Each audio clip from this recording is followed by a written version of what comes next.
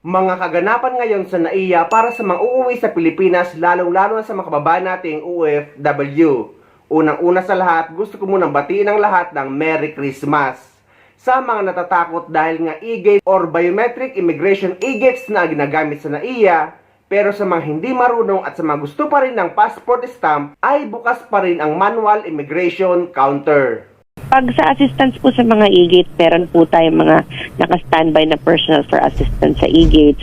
Doon naman po sa ating operation, meron po yan, hindi po mawawala yung ating mga manual counters. Kasi meron at meron pa rin po ng mga tao na nais nung stamp sa kanilang passport. With the e-gates po kasi wala na po yung tatak na iyon, wala na po yung stamp sa passport. And electronic na po yung confirmation ng kanilang pagbiyahe. So, i-email po sa kanila. Samantalang dun po sa manual counters po natin, dun po yung tatak talaga sa pasaporte. Minsan, gustong-gusto po niya ng mga tao para ipakita sa kapitbahay, uy, gano'n ako para ibigda souvenir sa kapitbahay. Actually, ma'am, may trend na ganyan no, na parang paramihan ng tatak. Paubusan ng space. Sa ibang bansa, nung nawala na yung mga tatak-tatak na yan, parang nalungkot sila kasi walang resibo. Walang resibo. Pasko na rin sa NAIA, hindi lang dahil sa dami ng mga pasahero, kundi dahil sa mga madamdaming reunion ng mga balikbayan at mga sumalubong sa nakaanak. Ang latest doon, live na tinututukan ni Soriano. JP. Vicky, mga kapuso, mag-aalas 7 na ng gabi pero makikita mo naman sa akin likuran, marami pa rin po tayo mga kababayang sumusundo sa mga kanilang mga kaanak na nagsisiuwian at pinakamarami po na nagsiuwian ngayon dito sa NAIA Terminal sa mga OFW at nakita nga natin kung paano nila naibsan yung kanilang pangungulila sa kanilang mga mahal sa buhay ngayong Christmas 2025. Naglululundag sa tuwa ang anak ng OFW na si Michelle nang makita siya ng anak na sundo sa NAIA Terminal 3. Ang akala kasi ng anak, ibang kaanak ang kanilang susunduin.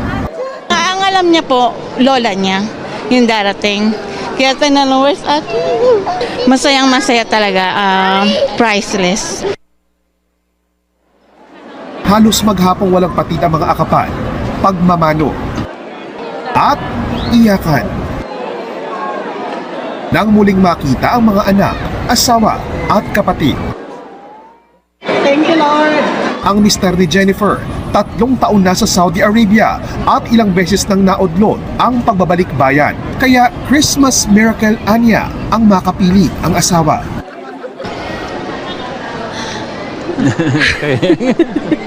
God is good. God will make a way. Kasi po, ngayon lang po namin sa makasama ng Christmas po. Ditiisin mo yung nasa gitna ka ng disyerto para sa family, sa mga anak, na kailangan na lumayo. Number 1 dyan talaga, yung una-una sa Diyos lang ang pupuri po. Ayon sa New NAIA Infracorp o NNIC, inaasahang aabot ng mahigit 2.5 milyong pasahero ang darating at aalis sa NAIA Terminals 1, 2 at 3 simula nitong December 20 hanggang January 4 next year. Kahapon nga, December 22, umabot sa mahigit 100,000 ang dumating na pasahero. Mas marami yan kumpara sa parehong araw noong 2024. Tila himala rin ang sumulubong sa kanila sa labas dahil sa sistematiko ng daloy ng trapiko sa terminal base. Ang mga paalis namang pasahero, padadaliin ang pagpasok ng bagong electronic immigration gates at self-check-in kiosk. Nagdagdag na mga tauhan at pinalawig pa ang passenger assistance desk at pinalakas ang koordinasyon sa mga airline companies. Pero hindi pa rin dapat pakasiguro dahil marami pa rin namang inaasahang daragsa ayon sa Bureau of Immigration. Peak season ngayon, please give ample time when you go to the airport, especially for the departure. Just give at least 3 hours, and once you arrive at the airport, you go directly to the check-in counter, and right after proceed to the immigration. Doon na po kayo mag-aantay sa loob sa boarding gates. But even before going to the airport, please register sa e-travel po natin. Ang e-travel po, wala po yung bayad. At At dagdag pong reminders, kagaya po na nabanggit ng opisyal na nagsasalita, ay sa ating mga kababayan na i-check nyo po sa inyong mga airline companies ang baggage restrictions, kabilang na po yung restriction pagdating po sa usapin ng power bank. At paalala po doon sa mga darating dito sa NAIA, huwag nyo pong tatangkilikin daw sana yung mga illegal transport services, at kung kayo po ay may mga kaanak na pauwi pa lang, isabihin nyo silang dumiretso na agad at magpabook sa mga legitimate transport services na makikita naman agad pagdating nyo pa lang dito sa NAIA Terminals 1, 2 at 3. Mas ka ng mahigit 5% ang bilang ng mga pasaherong dumating at umalis dito sa tatlong terminals ng NAIA Terminal 3 sa huling linggo ng Christmas 2025 kumpara sa parehong petsa noong nakaraang taon. Saksi kami sa mga nakakaantig na reunion ngayong Kapaskuhan dito sa arrival area ng NAIA Terminal 3. Tulad ng mga nagbabalik Pilipinas na anak na sinundo ng kanilang mga magulang, mga pang-love team na akapan ng mag-GF at BF, at ang muling pagsasama ng mga balikbayang OFW at kanilang mga kaanak. Kabilang sa kanila si Misali na sabik na inakap ng mga pamangkin. Makalipas ang 3 Paskong di kapiling ang pamilya, ngayon magkakasama na muli sila. Masaya talaga sa heart, sir. Wala nang iyakan to, uy. Siyempre kung hindi dahil sa pahirapan ba, hindi man tayo mag-abroad. Kasi nakakaawa yung pamilya na iwanan natin. Ang mga dating OFW na naging residente na ng Sweden, kaya ni Apo, bit-bit ang buong pamilya pag-uwi dito sa bansa. Iba po kasi pa magpasko sa Pilipinas. Kaya pagkasama pamilya, kaya masaya umuwi. Maligayang Pasko. Pero kung may mga nagdaratingan, marami rin ang paalis ng Pilipinas upang magpasko sa ibang bansa. Gaya ng pamilyang ito na pa-Hong Kong upang bisitahin ang asawang OFW. Di na sila pumila sa traditional check-in counter at sinubukan na ang bagong self-check-in counter sa NAIA. Di naman sila nahirapan at inabot lang ng less than 10 minutes at nakakuha na ng boarding pass. Okay naman siya. Na-save naman kahit paano yung time paraan. Mabilis. Kahapon, December 21, mahigit 170,000 domestic at international passengers ang dumating at umalis sa NAIA. Mahigit 5% raw itong mas mataas kumpara sa parehong petsa noong 2024 ayon sa datos ng MIAA. Ngayong araw naman, kahit tagsa mga pasahero, di rin ganun kahaba ang pila nitong tanghali sa immigration counters. Ang mga OFW, diplomatic passport holders at mga nasa business class kasi ay may hiwalay na immigration lanes na tinatawag na OFW lane. Malaking tulong din ang immigration e-gate sa mabilis na pagproseso ng mga pasahero. Paskong Pasko na nga ang vibes dito sa NAIA dahil sa mga Christmas display gaya ng giant reindeers na ito.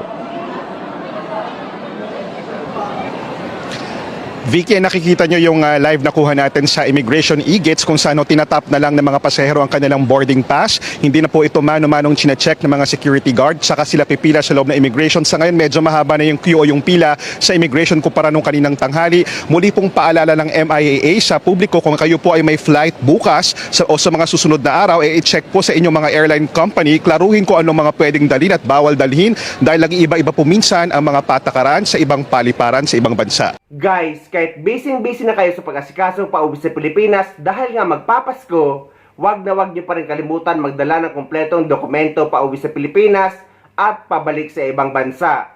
So para sa mga OFW, ito ang mga requirements pauwi sa Pilipinas at pabalik sa abroad. Maraming mga OFW ang nagtatanong dahil nga daw meron ng OFW Travel Pass. Ang tanong nila kung kailan pa rin daw ba gumawa or mag-register sa e-travel. Ang sagot guys ay yes, kailangan at required or mandatory na mag-register sa e-travel kapag uuwi sa Pilipinas at pabalik sa ibang bansa. Kapag pauwi sa Pinas, e-travel arrival card ang i-register nyo 3 days bago ang flight nyo. Kahit anong araw guys sa loob na 3 araw bago ang flight nyo pauwi sa Pilipinas. Kapag pabalik naman kayo sa ibang bansa ay kailangan nyo lang mag-login sa inyong account sa e-travel at e-travel departure card naman ang i-register nyo. Ganon din 3 days bago ang flight nyo. Uulitin natin para sa mga nalilito na ang e-travel at OFW Travel Pass ay magkaiba. Dahil ang e-travel ay ito yung dating paper-based na pinifill out natin bago tayo lumapag sa Pilipinas at kapag pupunta sa ibang bansa na ginawa ng fully digital. Samantala, ang OFW Travel Pass naman ay ito ang ipapalit sa UEC. Though implemented na ang OFW Travel Pass at sinasabi ng DMW na kikilalanin na ito sa airport. Pero guys, sinasuggest ko na kumuha pa rin kayo ng UEC. Maging okay man or hindi ang inyong OFW Travel Pass, dapat meron pa rin kayong UEC. Di baling wala kayong dalang OFW Travel Pass pero kapag may UEC kayo, ay okay na okay yan. So sa mga pauwi sa Pilipinas, ang kailangan nyo lang dalhin, lalo na kung isa kayong documented OFW, meaning guys, pumunta kayo sa ibang bansa na dumaan sa Manpower Agency at sa DMW at dati na kayong may UEC at uuwi babalik muli sa parehong employer. Ang kailangan nyo lang dalhin ay passport, ticket at e-travel arrival card.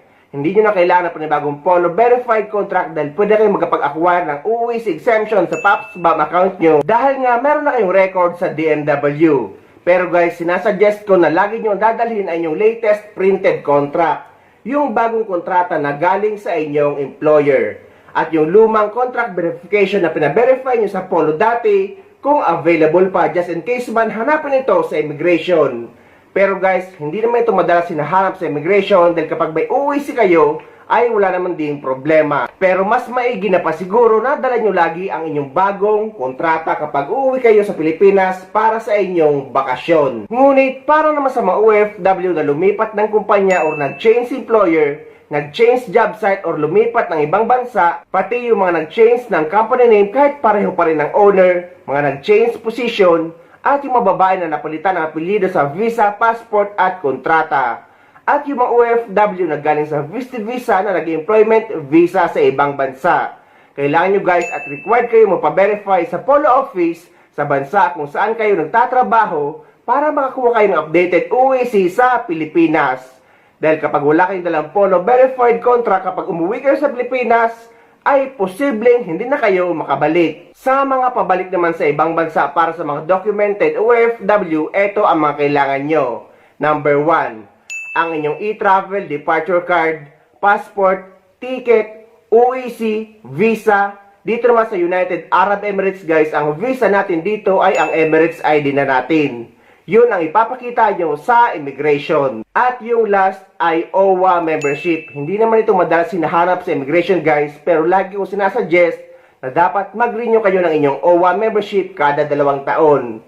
Dahil ang OWA membership ay insurance natin yung mga OFW habang nagtatrabaho tayo sa ibang bansa. So yan ang mga requirements update pa uwi sa Pilipinas at pabalik sa ibang bansa ngayong buwan ng December. Sa mga wala namang idea kung paano mag-register sa e-travel arrival card at e-travel departure card, meron akong video tutorial na ilalagay ko sa description ng video na ito para may guide kayo.